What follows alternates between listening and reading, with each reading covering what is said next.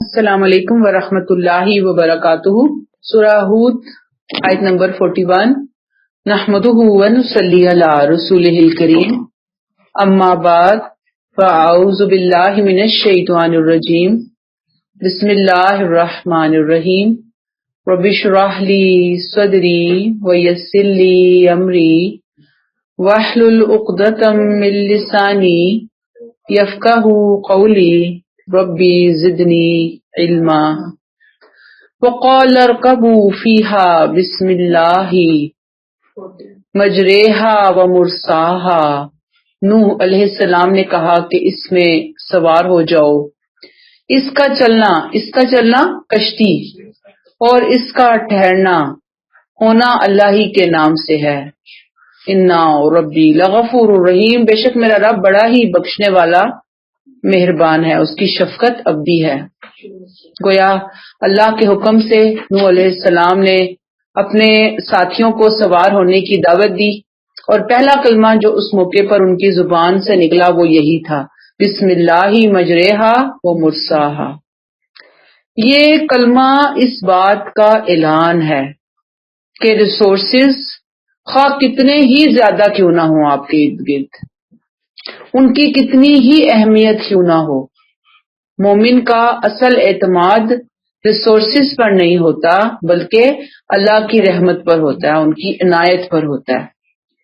اگر اللہ کی رحمت شامل حال ہو تو سمندر کی طوفانی لہروں میں لکڑی کا ایک تختہ بھی آدمی کے لیے سہارا بن جاتا ہے، اور اگر یہ رحمت شامل حال نہ ہو تو عظیم الشان ٹائٹینک بھی موجوں کا لقمہ بن جاتا ہے۔ اور یہی بات ہے کہ دیکھیں نبی کریم صلی اللہ علیہ وسلم کی بتائی ہوئی سنت کہ ہر کام کا آغاز بسم اللہ سے کرنا، اس میں یہی اشارہ ہے کہ ہماری نگاہ اسباب کے اوپر نہیں ہونی چاہیے بلکہ مسبب الاسباب کے اوپر ہونی چاہیے کہ ہر کام اس کے حکم سے ہوتا ہے۔ اور پھر اینڈ میں لغفور الرحیم کی صفات کیا بتا رہی ہیں کہ جیسے صرف ظاہری اسباب پر بھروسہ کرنا جائز نہیں ہے، اسی طرح اپنے اعمال پر بھروسہ نہیں ہونا چاہیے، چاہے ہم کتنے ہی نیک کیوں نہ ہوں۔ اصل بھروسہ کس پر ہے؟ اللہ کی مغفرت پر، اس کی رحمت پر، کیونکہ ہم نہیں جانتے کہ ہمارا کون سا عمل اللہ کے ہاں وزنی ٹھہرے گا اور کون سے عمل کو وزن نہیں دیں گے۔ یہ کلیئر ہو گئی بات؟ آیت نمبر 42۔ وَهِيَ تَجْرِي بِهِمْ فِي مَوْجٍ كَالْجِبَالِ، وہ کشتی پہاڑوں کی طرح اٹھتی ہوئی موجوں کے درمیان ان کو لے کر چلنے لگی۔ وَنَادَى نوح نے علیہ السلام نے اپنے بیٹے کو آواز دی جو کچھ اس سے الگ تھا۔ اس نے کہا، اے میرے بیٹے، میرے ساتھ سوار ہو جاؤ، ان منکرین حق کے ساتھ نہ رہو۔ اب کشتی چل رہی ہے، امیجنیشن کے اندر لے کر آئیں، سخت طوفانی موجیں، فی موجن کل جبال، اللہ نے موجوں کو کس چیز سے ریزیمبلنس دی؟ پہاڑوں کے ساتھ۔ پہاڑ بھی ایسے جیسے کوئی کالے پہاڑ ہیں بڑے بڑے، اور اس قدر تیز موجیں ہیں کہ وہ ایک جگہ ٹھہر نہیں رہا، انسان ٹھہر نہیں سکتا۔ اتنی دیر میں دیکھا کشتی جب چلنا شروع ہوئی اور پہاڑوں کی طرح اٹھتی ہوئی موجوں کے درمیان، تو نوح علیہ السلام نے دیکھا کہ کچھ ہی فاصلے پر ان کا بیٹا کنعان کھڑا ہوا ہے۔ تو رات میں نام آیا ہے کنعان، قرآن تو کہتا ہے بس بیٹے کو دیکھا۔ جب انہوں نے دیکھا تو ایک دم جیسے باپ کی محبت ہوتی ہے وہ ایک دم جاگی، اور ایک دم شفقت کے ساتھ انہوں نے پکارا۔ اور ممکن ہے آپ سوچیں تھوڑی دیر کے لیے کہ یہ جو اللہ تعالیٰ نے ایک طرح سے منظر سامنے لایا نا کہ کیسے موجیں تھیں اور کیا ہو رہا تھا، ممکن ہے اللہ یہ منظر ہی نہ بیان کرتے، بہت ممکن ہوتا کہ وہ اللہ کے اتنے بڑے رسول تھے، اللہ ان کی آنکھوں کے سامنے ان کے بیٹے کے غرق ہونے کی تصویر نہ لاتے، وہ وہاں جا کر کسی کے ساتھ غرق ہو چکا ہوتا، ختم ہو چکا ہوتا، یعنی یہ سامنے نہ آتا نا، بس انہیں پتہ چلتا مر گیا بیٹا، گیا ختم. لیکن اپنی آنکھوں کے سامنے، یہ سوچنے کی بات ہے ذرا، کتنے بڑے اللہ کے رسول ہیں نا. ہم تو دنیا میں بس یہ کہتے ہیں نا اللہ بس کسی کو ایسے نہ آزمائے، اللہ ویسے نہ آزمائے، اللہ یہ کیوں آزماتا ہے، یعنی اس طرح کے کمنٹس ہم رام رام رام رام رام سے اپنی زبانوں سے نکال رہے ہوتے ہیں. یہ دیکھیے سوچے سمجھے بغیر کہ اللہ کی سنت کیا ہے. جب وہ امتحان پہ آتے ہیں تو امتحان تو رسولوں کے بھی بہت سخت ہوئے ہیں. 950 سال کی تبلیغ تھی، آگے جوان بچہ تھا، وہ ڈوبنے جا رہا ہے اپنی آنکھوں کے سامنے، پہاڑوں کی طرح موجیں اٹھ رہی ہیں، طوفانی ہوائیں چل رہی ہیں، موسلادھار بارش برس رہی ہے.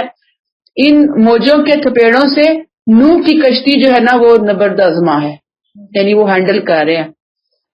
اور اب آپ دیکھیں کہ اللہ تعالیٰ نے یہ منظر دکھایا ان کو، وَنَادَى نُوحٌ ابْنَهُ، نوح نے اسی دوران اپنے بیٹے کو آواز دی، وَكَانَ فِي مَعْزِلٍ يَا بُنَيَّ ارْكَبْ مَعَنَا، ان سے الگ تھا. انہیں کہا کہ نوح علیہ السلام نے کہا کہ اے میرے بیٹے میرے ساتھ کشتی میں سوار ہو جاؤ، آ جاؤ، اب بھی موقع ہے، توبہ کر لو، استغفار کر لو.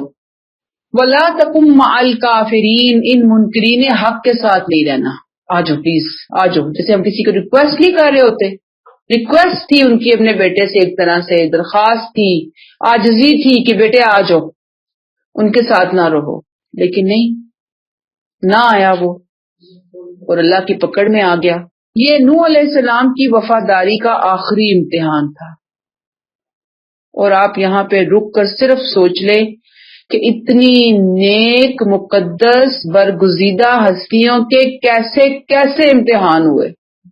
ہم تو 4-5 نمازیں پڑھ کے، تھوڑے سے اذکار کر کے، تھوڑا سا کچھ کر کے ہم کہتے ہیں کہ ہمیں آزمایا تو آزمایا کیوں، ہمیں مشکل میں ڈالا تو ڈالا کیوں، ہماری عبادتیں، ہمارے روزے، ہمارے صدقے خیرات کیوں نہیں اللہ نے دیکھا. یہ سب کچھ، یہ ساری سٹیٹمنٹس ہم سن رہے ہوتے ہیں صبح شام اپنے ارد گرد. اللہ نے انبیاء کرام کو آزمایا، اللہ کی توفیق سے وہ ہر امتحان میں ثابت قدم رہے. اور آخری بات جو ہمیں پتہ چلتی ہے وہ یہ کہ اللہ کا قانون، اللہ کا میرٹ اتنا بے لاگ ہے. نوح کا بیٹا بھی اگر نافرمان ہو اور اللہ اس کی گردن پکڑنے پہ آ جائے تو کوئی اس کی گردن نہیں چھڑوا سکتا. ایون باپ بھی اپنے بیٹے کی گردن اللہ کے حضور نہیں چھڑوا سکتا. یہ لیسن ہے اس ساری بات کا. آیت 43، قال سآوی الی جبل یعصمونی من الماء، اس نے پلٹ کے جواب دیا میں ابھی کسی پہاڑ کی پناہ لے لوں گا جو مجھے اس پانی سے بچا لے گا.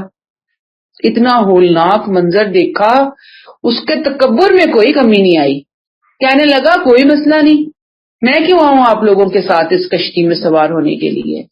یعنی آپ تھوڑی دیر کے لیے سوچیں نا کہ وہ علاقہ جہاں پانی کا دور دور نام و نشان نہیں تھا، نوح علیہ السلام کشتی بنا رہے ہیں، وہ مذاق اڑا رہے ہیں، پھر پانی آنا شروع ہوا، پھر پانی بڑھنا شروع ہوا، پھر یقین کیجئے اس نے موجوں کی شکل اختیار کی، شدید طوفان، بارش اور ہوائیں. وہ سوچ ہی لیتا تھوڑی دیر کے لیے کہ جب اتنا کچھ پورا ہو گیا تو آگے عذاب بھی آ کر رہے گا. لیکن اس نے کہا نہیں کوئی مسئلہ نہیں، مجھے تو بچا لے گا، پہاڑ کی پناہ میں آ جاؤں گا، کوئی مسئلہ نہیں ہے. قال لا عاصم اليوم من امر اللہ الا من رحم، نوح علیہ السلام نے اسے کہا آج اللہ کے حکم سے کوئی بچانے والا نہیں ہے مگر جس پر اللہ رحم فرما دے. اللہ کے ہاں قدر رشتے کی بنیاد پر نہیں ہے. اللہ کے ہاں کسی بھی انسان کی ویلیو اس کے ایمان اور تقوی کی وجہ سے ہے. کہا کہ کوئی نہیں بچا سکتا سوائے اللہ کا حکم ہی کوئی آ جائے، وہی روک لیں سزا کو نافذ ہونے سے. انہی کا ہی فیصلہ ہے، وہی اس کو روک سکتے ہیں، کسی اور کو انہوں نے اتھارٹی نہیں دی.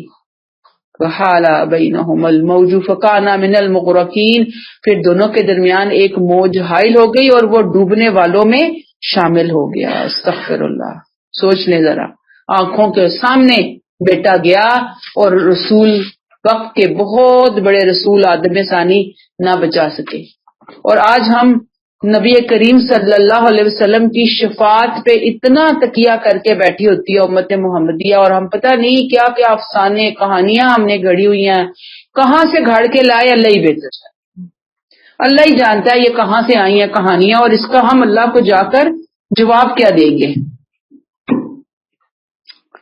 آیت 44، وقیلا یا ارض ابلعی ماءکی، حکم ہوا اے زمین اپنا سارا پانی نگل لے۔ یہ اس ہولناک ٹریجڈی کا آخری منظر۔ فوراً بعد آسمان اور زمین کو احکامات صادر ہو گئے کہ بس اب کام پورا ہو چکا، اپنا پانی نگل لے۔ وَيَا سَمَاءُ اقْلِعِي، اور اے آسمان تھم جا۔ وَغِيضَ الْمَاءُ وَقُضِيَ الْأَمْرُ، چنانچہ پانی زمین میں اتار دیا گیا اور فیصلہ چکا دیا گیا۔ وَاسْتَوَتْ عَلَى الْجُودِيِّ، کشتی جودی پہاڑ پر ٹک گئی۔ وَقِيلَ بُعْدًا لِقَوْمِ الظَّالِمِينَ، اور کہہ دیا گیا کہ اس ظالم قوم پر خدا کی پھٹکار ہے۔ یہ جودی جو ہے نا، یہ کہا جاتا ہے کہ آرمینیا کردستان کا علاقہ ہے، وہاں کوہ ارارات کی ایک چوٹی کا نام ہے۔ اس سے معلوم ہوتا ہے کہ یہ ایک بہت بڑا طوفان تھا، عام طوفان نہیں تھا۔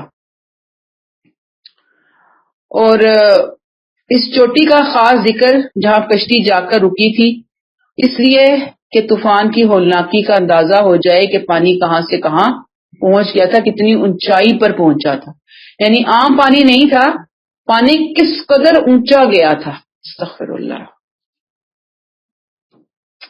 بعدا لقوم الظالمین، کہہ دیا کہ اس ظالم قوم پر خدا کی پھٹکار نفرت کا جملہ ہے۔ جیسے ہم کہتے ہیں نا، اللہ معاف کرے کہنا تو ہمیں اجازت نہیں ہے کہنے کی، لیکن کہتے ہیں نا خس کم جہاں پاک، تو یہ خس کم جہاں پاک ہی ہوا کہ یہ گندگی تھی، یہ کوڑا تھا، یہ ڈھیر تھا، اللہ نے ان کا خاتمہ کر دیا۔ یہ بہت ظالم ہے، اللہ نے ان کو نہایت اعلیٰ صلاحیتوں کے ساتھ پیدا کیا، لیکن اپنے گندے اعمال کی وجہ سے انہوں نے خود کو زمین پر غلاظت کا ایک ڈھیر بنا دیا، باوجود کہ ان کو سمجھایا گیا، لیکن انہوں نے اپنی اصلاح کرنا گوارا نہ کیا، جس کو صاف کرنے کے لیے اللہ نے پھر طوفان بھیجا اور کہہ دیا کہ بس اس ظالم قوم پر اللہ کی پھٹکار۔ سمجھ آ گئی؟ آیت نمبر 45، وَنَادَى نُوحٌ رَبَّهُ، نوح علیہ السلام نے اپنے رب کو پکارا، کہا فقال ربی ان ابنی من اہلی، میرا بیٹا تو میرے گھر والوں میں سے ہے، فإن وعدک الحق وانت احکم الحاکمین، اور بلا شبہ تیرا یہ وعدہ سچا ہے، تو سب فیصلہ کرنے والوں سے بڑا فیصلہ کرنے والا ہے۔ اب یہ دعا حضرت نوح علیہ السلام نے اس وقت کی جب بیٹے کو ڈوبتے ہوئے دیکھا۔ اسی وجہ سے دیکھیں، بظاہر تو یہ آیت جو ہے نا، یہ والی دعا 43 کے ساتھ آنی چاہیے تھی، لیکن اللہ تعالیٰ نے بلاغت کی وجہ سے کہا جاتا ہے کہ اس کو وہاں پہ نہیں ڈالا، بیچ میں ایک اور مضمون لایا، پھر ساتھ ہی اس دعا کا ذکر کر دیا کہ اللہ کی نگاہوں میں یہ شخص حضرت نوح کا بیٹا ہونے کے باوجود اتنا نابکار تھا کہ اللہ نے اسے غرق کر دیا۔ اور اس حوالے سے حضرت نوح علیہ السلام کی دعا کا اللہ نے اس کو، یعنی کہ ایک طرح سے نا اس کو لایا ہی نہیں، بیچ میں کنسیڈر ہی نہیں کیا اللہ نے ان کی دعا کو۔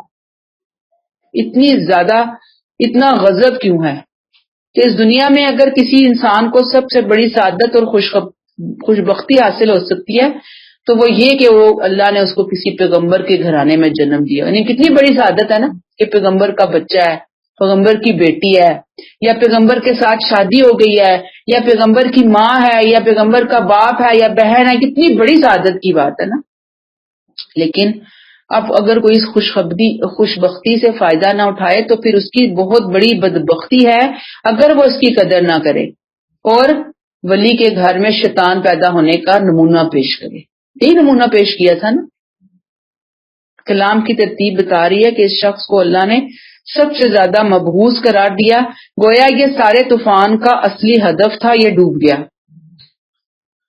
ٹھیک ہے جی، تو جیسے ڈوبا تو مان کیا ہوا کہ اللہ تعالیٰ نے کیا کہا کہ بھئی نوح علیہ السلام نے پکارا کہ میرا بیٹا تو میرے گھر والوں میں سے، اور اللہ تیرا وعدہ سچا ہے اور تو سب بہترین فیصلہ کرنے والوں میں سے بہترین بڑا فیصلہ کرنے والا ہے۔ اچھا، اب آپ دیکھیں کہ بعض دفعہ یہ کہا جاتا ہے، یعنی کہ انہوں نے یہ دعا کیوں کی جبکہ ان کو پتا تھا کہ اب عذاب کا فیصلہ آ چکا ہوتا ہے تو پھر کسی کو بچایا نہیں جاتا۔ تو بعض لوگ یہ کہتے ہیں کہ آیت 45 ہم دیکھ رہے ہیں اور ہم یہ دیکھ رہے ہیں کہ نوح علیہ السلام نے اپنے رب کو پکارا اور کہا کہ اے میرے رب، بے شک بیٹا میرے اہل میں سے ہے۔ یہ کیوں کہا انہوں نے؟ جبکہ رسولوں کو یہ بات بہت اچھی طرح کلیئر ہوتی ہے کہ جب اللہ کے عذاب کا فیصلہ منکرین پہ صادر ہو جاتا ہے تو پھر منکرین کو بچایا نہیں جا سکتا اور نہ ہی کوئی رسول اللہ کے ہاں ریکویسٹ کر سکتا ہے، پھر بھی انہوں نے کی۔ تو یہ کہا جاتا ہے آیت 40 میں دیکھیں، ہم نے پڑھا تھا نا کہ کل نحمل فیہا من کل الزوجین اثنین واہلک، اور اپنے گھر والوں کو بھی سوار کرا لو، الا من سبق علیہ القول، سوائے ان کے کہ جن پر سزا کا حکم نافذ ہو چکا، ومن آمنا، اور ایمان والوں کو۔ تو ان کا خیال تھا کہ اہل جو ہے نا وہ میرے گھر والے، تو گھر والوں کے لیے اللہ نے مجھے ایک طرح سے معافی دے دیا ہے کہ میں گھر والوں کو سوار کروا سکتا ہوں۔ تو تب انہوں نے کہا کہ اللہ تعالیٰ یہ تو میرے اہل میں سے آپ نے تو کہا کہ اہل کو سوار کروایا جا سکتا ہے۔ تو اللہ تعالیٰ نے بتا دیا کہ نہیں، یہ تو اسی فیصلے کی زد میں آ چکا ہے کہ یہ ڈوب جانے والوں میں سے ہوگا، اور فرمایا کہ تیرا وعدہ تو سب سے سچا ہے۔ آیت نمبر 46 سے دیکھتے ہیں، قَالَ يَا إِنَّهُ لَيْسَ مِنْ أَهْلِكَ، اللہ نے کلیئر کیا، بالکل واضح کر دیا، نوح وہ تیرے گھر والوں میں سے نہیں ہے، تیرے گھر والوں میں سے نہیں ہے۔ کیوں نہیں ہے تیرے گھر والوں میں سے؟ انہو عمل غیر صالح، قرآن ہی بتا رہا ہے، اللہ نے وہ لفظ بیان کر دیا کہ وہ نہایت نابکار ہے۔ غیر صالح، عمل کون سا ہے؟ غیر صالح، ناہنجار ہے۔ گویا کسی سے تعلق نسب کی بنیاد پہ کہ ہمارا نسب ہے، ہمارا یہ خون کا رشتہ ہے، ایون نبی کا رشتہ ہے، یہ جیسے ہمارے ہاں کہتے ہیں ہم سید ہیں، سادات ہے نا، ہم فلاں ہیں، تو ٹھیک ہے الحمدللہ آپ ہیں، لیکن اللہ نے کس کو دیکھنا ہے، کس چیز کو دیکھنا ہے؟ عمل صالح کو دیکھنا۔ یہاں اس کے غرق کیے جانے کی، سزا کے نافذ ہونے کی اللہ نے ریزن بتا دی کہ عمل کون سا تھا؟ عمل غیر صالح، ناپکار تھا عمل، جذبات سے مغلوب ہو چکا تھا۔ فلا تسألنا ما لیس لک بہ علم، اس لیے تم مجھ سے ایسی بات کے لیے درخواست نہ کرو جس کے بارے میں تمہیں کچھ علم نہیں ہے، کچھ علم نہیں ہے۔ انی اعظک ان تکون من الجاہلین، میں تجھے نصیحت کرتا ہوں کہ جذبات سے مغلوب ہو جانے والوں میں سے نہ بنو۔ جذبات سے مغلوب ہو جانا، انبیاء کرام تو جذبات سے مغلوب ہوتے ہی نہیں ہیں۔ اللہ تعالیٰ نے ایک جنرل بات کی کہ کوئی بھی جذبات سے مغلوب ہو کر اللہ سے ایسی کوئی ڈیمانڈ نہ کرے، ایسی کوئی توقع امید نہ رکھے۔ کلیئر ہو گئی ہے؟ تو بہرحال سبق یہی ہے ہم سب کے لیے کہ اللہ کے ہاں سب سے زیادہ اہمیت کس چیز کی ہے؟ ایمان کی۔ کون کتنے نیک والدین، بزرگوں، نبیوں کی اولاد ہے، اس شجرہ نسب سے ہے، اس کا اللہ کے ہاں کوئی کریڈٹ کسی کو جاتا ہی نہیں ہے۔ کسی کی نیکیاں یاد رکھیے دوسرے کو فائدہ نہیں پہنچا سکتی۔ لا تزر وازرۃ وزر اخری، کوئی بوجھ اٹھانے والا کسی کا بوجھ نہیں اٹھائے گا۔ حضرت ابراہیم علیہ السلام کے والد کو حضرت ابراہیم کی نیکی کام نہ آئی۔ حضرت نوح علیہ السلام اپنی بیوی اور اپنے بیٹے کو نہیں بچا سکے۔ عبداللہ بن ابی کا بیٹا انتہائی نیک تھا لیکن وہ ان کو نہیں بچا سکا. لوط علیہ السلام کی بیوی. تو مراد یہاں پر دیکھیں کہ نوح علیہ السلام کی آپ قربانیاں دیکھیں. کس نے کی ہوں گی اتنی قربانیاں؟ 950 سال کہنے کی بات ہے. اپنے بیٹے کو نہیں چھڑوا سکے. تو بات پھر وہی ہے کہ کوئی کسی کو نہیں چھڑوا سکتا جب تک کہ کوئی خود کو خود چھڑوانے کی کوشش نہ کرے. خود کو خود چھڑوانا ہوگا اور ہمیں خود عمل لے کر جانے ہوں گے. اللہ تعالیٰ ہمیں توفیق عطا فرمائے کہ ہم اس لیسن کو یہاں سے سمجھ لیں کہ جو اللہ قصہ لے کر آتے ہیں قرآن میں، واقعہ لے کر آتے ہیں، یہ واقعات ہمیں سمجھانے کے لیے لائے جاتے ہیں کہ ہم اپنے عمل کو اس کے اکارڈنگ پالش کر لیں. دیر ہو گئی یہ بات. آیت 47 قال ربی انی اعوذ بک ان اسألک ما لیس لی بہ علم. نوح علیہ السلام نے عرض کیا ہے میرے رب میں تیری پناہ مانگتا ہوں کہ تجھ سے کسی ایسی چیز کی درخواست کروں جس کے متعلق مجھے علم نہیں ہے. یعنی اللہ نے تنبیہ کی، نوح علیہ السلام کو فوراً احساس ہوا، فوراً توبہ کی اور اللہ نے ان کی توبہ قبول کی. اللہ نے فرمایا اور انہوں نے فرمایا وَإِلَّا تَغْفِرْ لِي وَتَرْحَمْنِي أَكُن مِّنَ الْخَاسِرِينَ. اگر تو نے مجھے معاف نہ کیا اور مجھ پہ رحم نہ فرمایا تو میں نامرادوں میں سے ہو جاؤں گا. کس بات پہ توبہ کر رہے ہیں نوح علیہ السلام؟ بیٹے کی سفارش پر. بیٹے کی سفارش کی تھی. اللہ کا اذن نہیں تھا. اللہ کے اذن کے بغیر کوئی کسی کی سفارش نہ اس دنیا میں کر سکا نہ آخرت میں کر سکے گا. اللہ کا اذن ہوگا تو کوئی کسی کی سفارش کر سکتا ہے. یہی توحید کا عقیدہ ہے جو اسلام قرآن ہمارے اندر پیدا کرنا چاہتا ہے. آیت نمبر 47 قال یا نوح بسلام منا قیل یا نوح بسلام منا. اللہ کی طرف سے ارشاد ہوا اے نوح اب کشتی سے اتر جاؤ، ہماری طرف سے سلامتی اور برکتیں ہیں.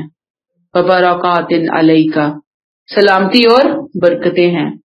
وعلی امم ممن معک، اور تم پر بھی اور ان امتوں پر بھی جنہیں ہم آگے بہرہ مند کریں گے. وَأُمَمٌ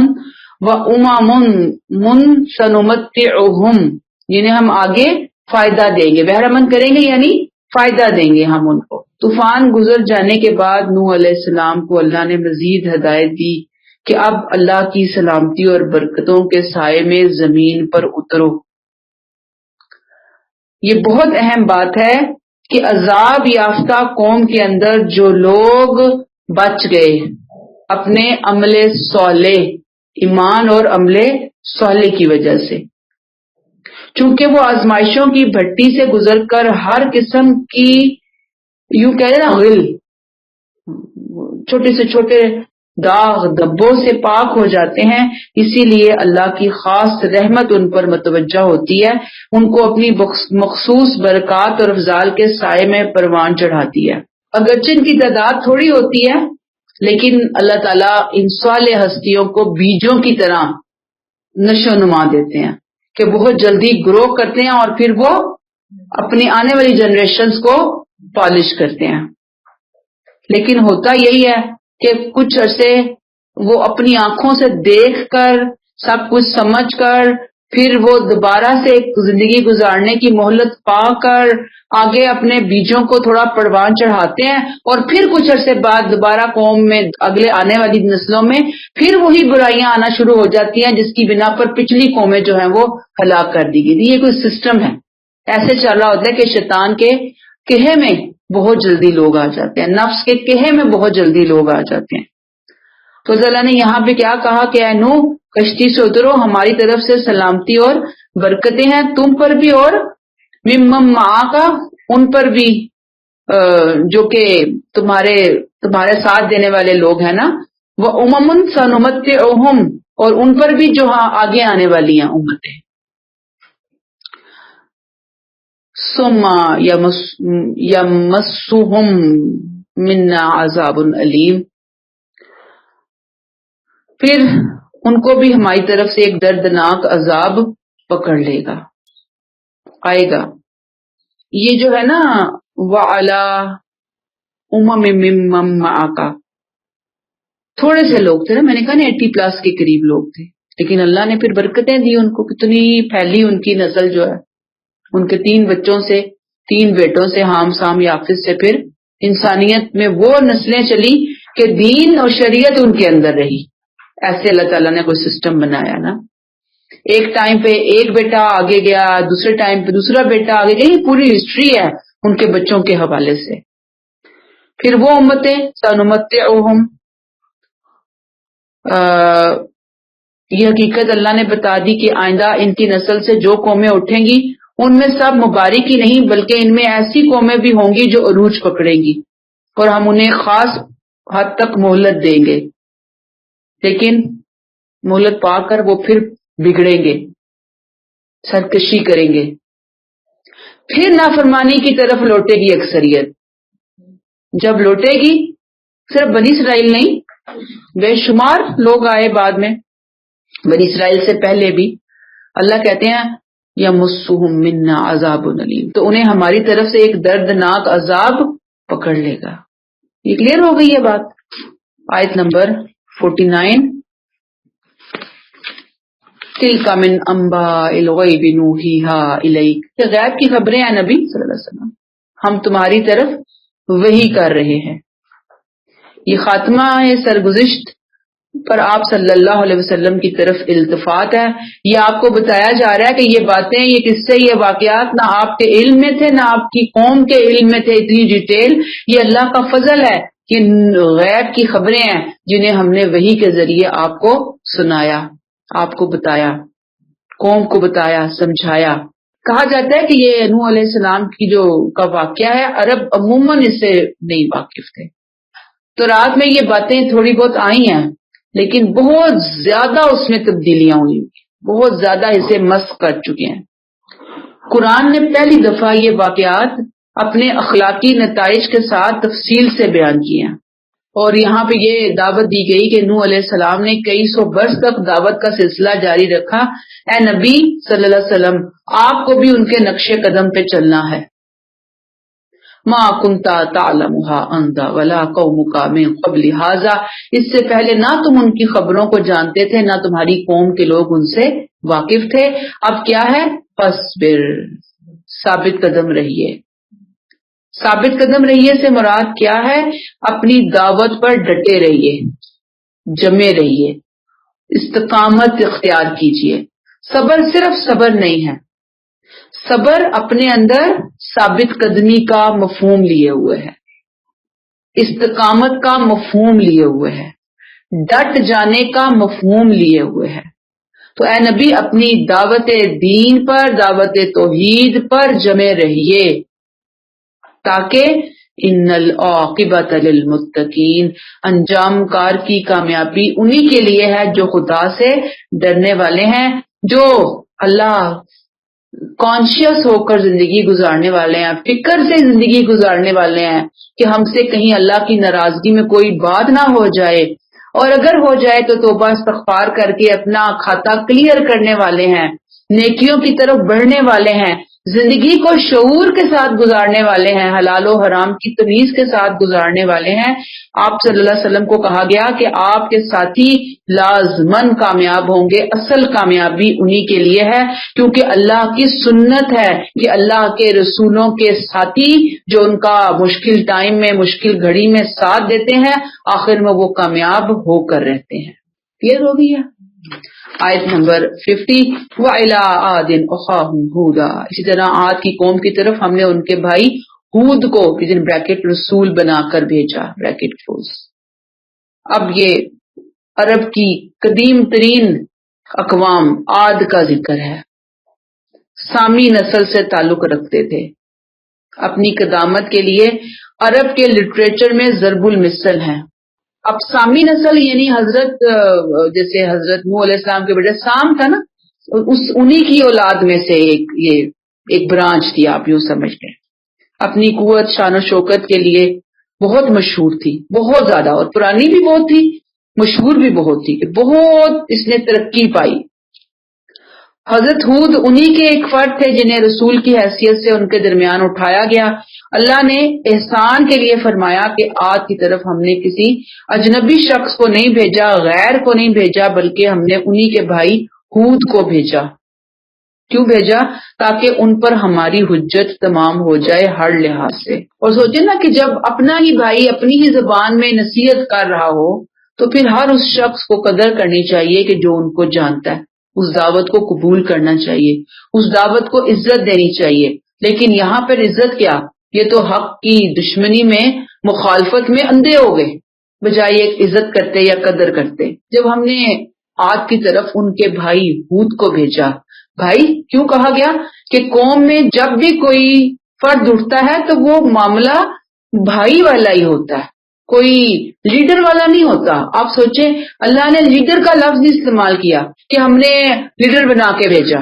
لیڈر کے اور ریلیشنز ہوتے ہیں، بھائی کا جو اخلاص ہے اور جو اس کی قربت ہے وہ اور طرح کی ہوتی ہے۔ تو اللہ نے کہا تمہارے ہی تو بھائی تھے، تمہارے ہی اندر سے تو اٹھے ہیں نا۔ جب اٹھے تو انہوں نے کیا کہا، قال یا قوم اعبدوا اللہ ما لکم من الہ غیرہ۔ انہوں نے اس کو، ہود علیہ السلام نے ان کو دعوت دی، اے برادران قوم، اللہ ہی کی بندگی کرو، اس کے سوا تمہارا کوئی معبود نہیں ہے۔ یہی توحید کی دعوت شروع سے تمام انبیاء کی مشترکہ دعوت رہی، یہی دعوت نبی کریم صلی اللہ علیہ وسلم کی دعوت رہی۔ ان انتم الا مفترون، تم محض جھوٹ گھڑ رہے ہو۔ تم کیا کر رہے ہو؟ محض جھوٹ گھڑ۔ کیا جھوٹ گھڑ رہے ہو؟ دوسروں کو اللہ کے ساتھ معبود بنا کر تم اللہ پر جھوٹ گھڑ رہے ہو۔ جھوٹ کیا گھڑ رہے ہو کہ یہ جو ہم نے شریک ٹھہرائے ہیں یہ اللہ نے ہی اصل میں بنائے، یہ جھوٹ تھا نا ان کی طرف سے، یعنی خود معبود بناتے، بت بناتے، دیوی دیوتیاں بناتے اور پھر کہتے کہ یہ فلاں کی یعنی کہ ایک طرح سے اس کی علامت ہے، یہ فلاں بزرگ کی، فلاں بزرگ کی، اور یہ کرنے کا حکم ہمیں اللہ نے بتایا۔ تو یہ کہا کہ جو تم جھوٹ گھڑ رہے ہو، اللہ نے ان کو اپنا شریک ٹھہرایا، یہ اللہ کے پارٹنر ہیں۔ کلیئر ہو گئی یہ بات؟ آیت نمبر 51، یا قوم لا اسألکم علیہ اجر، اے میری قوم میں اس کام پر تم سے کوئی اجر نہیں مانگتا، معاوضہ نہیں کرتا۔ ودن بریکٹ میں تو خیر خواہ ہوں تمہارا، میرے پاس صرف خیر خواہی ہے، بریکٹ کلوز، ان اجری الا علی الذی فطرنی، میرا اجر تو اسی اللہ کے ذمہ ہے جس نے مجھے پیدا کیا۔ افلا تعقلون، پھر کیا تم عقل نہیں استعمال کرتے، سمجھتے نہیں ہو؟ میں تمہیں ٹوٹ ٹوٹ کر سمجھا رہا ہوں، میرا کوئی مفاد نہیں، نہ میں نے کوئی مال تجارت تمہیں بیچنا ہے کہ اگر تم نہیں خریدو گے تو میری دکان بند ہو جائے گی۔ یہ تو میں تمہیں اخلاص سے اللہ کی طرف بلا رہا ہوں کہ الہ ایک ہی ہے، اللہ کے علاوہ کوئی الہ نہیں ہے۔ اب تمہاری ناقدریوں کے باوجود جو چیز مجھے چین سے نہیں بیٹھنے دے رہی وہ یہی ہے کہ بھئی میں اللہ کی خاطر تمہیں سمجھانا اور بتانا چاہ رہا ہوں، تمہیں میں اس عذاب سے بچانا چاہ رہا ہوں جو تمہارے سروں کے اوپر منڈلا رہا ہے۔ میری بات توجہ سے سنو، میں تم سے کوئی کچھ دنیا کا فائدہ نہیں چاہ رہا، کوئی ایک چھوٹا سا فائدہ بھی نہیں چاہ رہا کہ اگر تم مجھے نہیں دو گے تو میرا نقصان ہو جائے گا۔ اب تمہیں میں اتنی بات کلیئرلی سمجھا رہا ہوں پھر بھی تمہیں میری بات سمجھ نہیں آ رہی۔ افلا تعقلون، عقل سے کام نہیں لے رہے۔ کلیئر ہوگی بات؟ آیت نمبر 52، وَيَا قَوْمِ اسْتَغْفِرُوا رَبَّكُمْ، اے میری قوم اپنے رب سے اپنے گناہوں کی معافی چاہو، ثُمَّ تُوبُوا إِلَيْهِ، پھر اس کی طرف پلٹو، رجوع کرو، یُرْسِلِ السَّمَاءَ عَلَيْكُمْ مِدْرَارًا، بہت خوبصورت بات، وہ تم پر خوب خوب اپنی رحمت کی بارشیں برسائے گا، وَيَزِدْكُمْ قُوَّةً إِلَىٰ قُوَّتِكُمْ، اور تمہاری قوت پر مزید قوت کا اضافہ کرے گا، وَلَا تَتَوَلَّوْا مُجْرِمِينَ، مجرموں کی طرح بات ان ماننے سے انکار نہ کرو، روگردانی مت کرو۔ اب یہاں پہ کیا کہا جا رہا ہے؟ قوم کو توبہ کی دعوت دی جا رہی ہے۔ کیا کہا جا رہا ہے؟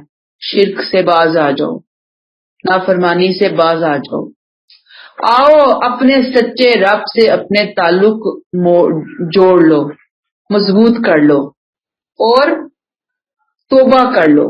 وَيَا قَوْمِ اسْتَغْفِرُوا رَبَّكُمْ، توبہ کر لو.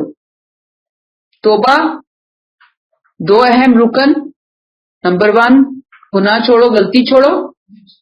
نمبر 2 صحیح بات کی طرف پلٹ آؤ. پہلے رکن کے لیے استغفار کا لفظ آیا ہے، استغفروا ربکم. ثم توبوا، اور دوسرے کے لیے توبہ کا لفظ آیا ہے. پہلے کی بنیاد خشیت ہے، دوسرے کی بنیاد محبت ہے. شعوری توبہ، صرف استغفر اللہ یا سوری کر دینا توبہ نہیں ہے. اللہ کے ہاں جو توبہ قبول ہوتی ہے وہ شعوری توبہ اور استغفار ہے. یاد رکھو اے میری قوم، جب تم توبہ اور استغفار کرو گے تو اللہ بھی کیا کرے گا جواب میں؟ یرسل السماء علیکم مدرارا، خوب خوب بارشیں برسائے گا. بارشوں کا برسنا اشارہ ہے رزق اور فضل میں بہت زیادہ ہونے کا. اور وَيَزِدْكُمْ قُوَّةً إِلَىٰ قُوَّتِكُمْ، یزدکم قوتاً الی قوتکم، سیاسی قوت اور شوکت ہے، سیاسی شان و شوکت. یہ رسولوں کی دعوت پر اجتماعی توبہ کی برکتیں بیان ہو رہی ہیں. رزق ملے گا، فضل ملے گا، سیاسی قوت ہوگی، آسمان کے دروازے اللہ کھول دے گا، زمین کے پر اقتدار کے راستے ہموار کر دے گا. یہ اجتماعی توبہ کی رزلٹس بیان ہو رہے ہیں. کیا ملے گا، کیا نتیجہ نکلے گا. اب اس کا یہ مطلب نہیں ہے کہ انفرادی توبہ ان برکتوں سے خالی ہے. جو بندہ گناہوں سے منہ موڑ کر اللہ کی طرف رجوع کرتا ہے، اللہ اس کو بھی پاک رزق عطا کرتا ہے، اطمینان کی لازوال بادشاہت عطا کرتا ہے. اب جو بات ہمیں یہاں سے سمجھ آ رہی ہے وہ یہ کہ پیغمبر جب بھی تشریف لاتے ہیں صرف توحید کی دعوت ہی نہیں دیتے بلکہ گناہوں کو جھاڑنے کا، دھونے کا طریقہ بھی سمجھا دیتے ہیں کہ جو غلطیاں کوتاہیاں ہو گئیں ان سے کیسے اپنے آپ کو پاک اور صاف کرو گے. نبی کریم صلی اللہ علیہ وسلم کی سنت آپ جانتے ہیں، استغفار کو اپنے لیے لازم کر رکھا تھا. اور آپ ہی نے کہا کہ اللہ اس کے لیے جس نے استغفار کو لازم کر لیا ہر غم، فکر، پریشانی سے نکلنے کا راستہ بنا دیں گے، ہر تنگی سے نکلنے کا راستہ بنا دیں گے، اس کو ایسی جگہ سے رزق دیں گے جہاں سے اس کا گمان بھی نہیں ہوگا. گویا دنیا کی ہر مشکل سے آسانی کے لیے ہمیں جو چیز بتائی گئی، جو نسخہ وظیفہ، وہ استغفار ہے. جس چیز کی کمی ہے، جو چیز کی محرومی ہے، جو چیز چاہیے، ہم استغفار کریں، توبہ استغفار کریں، وہی شعور کے ساتھ کریں. لیکن ایک بات یہاں پہ سمجھ لیں کہ ملتی ہے، لیکن بعض دفعہ امتحان کی وجہ سے یہ ضروری نہیں ہوتا کہ ہم جو چیز ایگزیکٹ مانگ رہے ہیں وہ فوراً مل جائے یا وہ ہی مل جائے. بعض دفعہ نہیں ہوتا، آپ استغفار بھی کر رہے ہوتے ہیں، بیماری نہیں جا رہی، آپ استغفار کر رہے ہیں، لیکن یہ یقین رکھیے کہ وہ استغفار قبول ہو رہا ہے. ممکن ہے وہ چیز نہیں مل رہی، اس سے بہتر مل جائے، کیونکہ امتحان ہے نا ہمارا. اللہ نے امتحان میں بھی تو ڈالنا نا بندوں کو. اب یہ تو نہیں کہ سب استغفار کریں گے تو دنیا جنت بن جائے، نہیں. امتحان ہوں گے، آزمائشیں آئیں گی، مشکلوں سے گزرنا پڑے گا، تکلیف دہ باتیں ہوں گی، لیکن اللہ آپ کو دل کو تھام لیں گے، سہارا بن جائیں گے استغفار کی برکت سے. پھر اللہ ممکن ہے اس کو اس چیز کے وہی چیز آپ کو عطا کر دیں، اس سے بہتر کوئی چیز عطا کر دیں، اور اگر کچھ نہیں تو آخرت میں تو اللہ نے بہت لازوال خزانے رکھے ہوئے ہیں، یا آنے والی بلا ٹل جائے. تو ہمیں ہمارا کام ہے استغفار کر کے اللہ کے حوالے کر دینا. اللہ چاہیں گے تو فوراً حل ہو جائے گا مسئلہ، نہیں چاہیں گے تو کچھ ٹائم کے بعد ہوگا. میرا کام ہے میں جڑی رہوں، میرا کام ہے میں توبہ استغفار کو اپنی زندگی کا حصہ بنا کر رکھوں. عموماً دین کی طرف آنے سے جو چیز ہمیں روکتی ہے وہ یہی کہ دنیا کی نعمتیں سے ختم ہو جائیں گی، دنیا کم ہو جائے گی، یہ نہیں ہوگا وہ نہیں ہوگا. یہ لوگ مشرکین یہ سمجھتے تھے، صرف مشرکین مکہ نہیں، ہمیشہ ہر دور کے مشرکین کے اگر دیوتا ناراض ہو گیا تو ہم سے رزق چھین لے گا، بارشیں ختم ہو جائیں گی، صحت ختم ہو جائے گی. اللہ تعالیٰ نے ان کے کنسیپٹس کو درست کیا کہ نہیں، کوئی کچھ بھی دینے والا نہیں ہے، اصل دینے والی ذات اللہ تعالیٰ ہے. جب وہ چاہتا ہے تو عطا کرتا ہے، لہٰذا آؤ اور اس کی طرف جھکو اور پلٹو اور اپنے آپ کو درست کرو، اپنی اصلاح کرو اور اللہ سے مانگو، وہ ضرور تمہیں عطا کرے گا. وَلَا تَتَوَلَّوْا مُجْرِمِينَ، مجرموں کی طرح روگردانی نہ کرو. خیر ہوگی بات آپ کو. آیت 53 قالوا یا ہود ما جئتنا ببینۃ، انہوں نے جواب دیا. اب نوح علیہ السلام دیکھیں اتنے اخلاص سے ان کو بات بتا رہے ہیں، تبلیغ کر رہے ہیں، سمجھا رہے ہیں، آگے سے جواب کیا دے رہے ہیں، اے ہود تم ہمارے پاس کوئی کھلی نشانی لے کر تو آئی نہیں. ما جئتنا ببینۃ وما نحن بتارکی آلہتنا، چنانچہ اور ہم ودن بریکٹ تمہارے کہنے سے بریکٹ کلوز، ہم اپنے معبودوں کو چھوڑنے والے تو نہیں کہ تم کہو کہ معبود چھوڑ دو یہ غلط ہے تو ہم فوراً تمہاری بات مان لیں گے. نہیں ہود، ایسا نہیں ہونے والا. وما نحن لک بمؤمنین، ہم نہ تم کو ماننے والے ہیں. بینہ کھلا ہوا حصی معجزہ، حصی جو آپ کو اپنی آنکھوں سے نظر آئے، جیسے اونٹنی نکلی، جیسے سپوز جیسے کوئی اور چیز سامنے آ جائے، حصی معجزہ. حصی معجزہ آپ اس بات پہ کہ تمہیں خدا کی عبادت اور رسول پر آنے کی بات کر رہے ہو، ہم اپنے معبودوں کو کیسے چھوڑ جھٹلا سکتے ہیں. ہم یہ دعویٰ اور مطالبہ صرف اس صورت میں مان سکتے ہیں جب تم کھلا ہوا معجزہ دکھاؤ. اب جب کہ معجزہ نہیں ہے تو ہم بھی نہیں مانیں گے. ہود علیہ السلام کیا کر رہے ہیں؟ ایک اللہ کی دعوت دے رہے ہیں، یہی دے رہے ہیں نا. اور کیا کر رہے ہیں؟ استغفار کرو. پھر استغفار کے بے پناہ دنیاوی فائدے برکتیں بتا رہے ہیں. کیا مشکل ہے اس بات کو ماننے میں؟ لیکن جو لوگ نہیں ماننا چاہتے وہ نہیں ماننا چاہتے. انہوں نے صاف کہہ دیا کہ ہمیں تمہاری بات سمجھ میں نہیں آ رہی. استغفر اللہ. آیت 54 ان نقول الا تراک بعض الہتنا بالسوء، ہمارا خیال تو یہ ہے کہ تم پر ہمارے معبودوں میں سے کسی کی مار پڑی ہوئی ہے. استغفر اللہ. یعنی قوم نے کہا کہ تمہاری بات ماننا تو بہت دور کی بات ہے، ہمارا کہنا تو یہ ہے کہ اصل میں تم پر ہمارے معبودوں میں سے ہی کسی کی مار پڑ گئی ہے کہ جس کے اثر سے تمہارا دماغ پھر گیا ہے، پاگل ہو گئے. استغفر اللہ، بہکی بہکی باتیں کر رہے ہو. قال انی اشہد اللہ، حضور علیہ السلام نے کہا میں اللہ کو گواہ ٹھہراتا ہوں، واشہدوا، اور تم بھی گواہ رہو، انی بری مما تشرکون، کہ میں اس بات سے بری ذمہ ہوں، بالکل لا تعلق ہوں جس کو تم اللہ کا شریک ٹھہرا رہے ہو.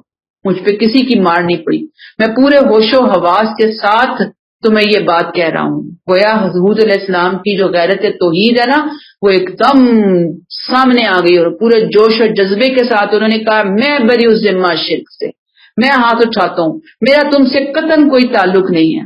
اور پھر انہوں نے کہا کہ بھئی اگر جو تم کچھ کر سکتے ہو تو جاؤ کر دیکھو، تمہارے معبود میرے خلاف جو کچھ کر سکتے ہیں وہ کر دیکھیں، تو تمہیں پتہ چل جائے گا کہ اللہ کو سچا ایمان کیا ہوتا ہے اور کس قسم کا ہوتا ہے. 55 میں آتا ہے من دونہ فقیدونی جمیعا ثم لا تنظرون، اسی کے سوا تم سب مل کر میرے خلاف اپنی چالیں چل دیکھو اور مجھے ذرا بھی مہلت نہ دو. یعنی تم کہتے ہو نا کہ تمہارے معبودوں کی وجہ سے یہ تو وہ، جاؤ نہ جا کے بلا کے لاؤ اپنے معبودوں کو اور تم سب مل کر میرے خلاف جو چال چلنا چاہتے ہو چل لو، مجھے ذرا بھی مہلت نہ دو. اپنے ترکش کے سارے تیر مجھ پہ آزماؤ، تمہارے دل میں کوئی ارمان باقی نہ رہ جائے. اصل بات یہاں سے جو بات ہمیں سمجھ آئی وہ کیا ہے کہ اللہ پر توکل کتنا تھا ان کا.